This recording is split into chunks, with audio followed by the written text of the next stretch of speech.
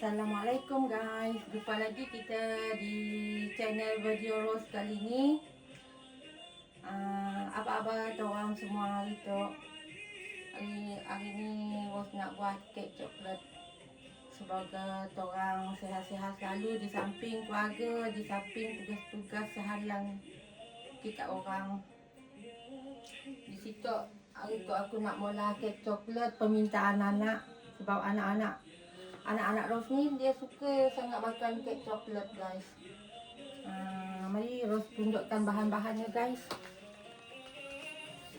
Di sini ada margarin, buttercup, coklat. Nanti coklat tu nak kena panaskan biar dia cair, telur, susu dan tepung kek cawan coklat. Bahannya simple je guys. Janji ada rasa coklat. Di sini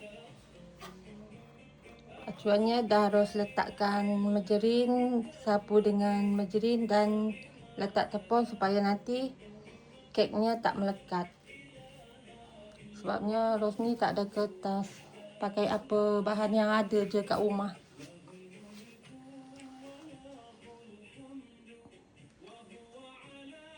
Jom guys, kita mulakan nak membuat kek.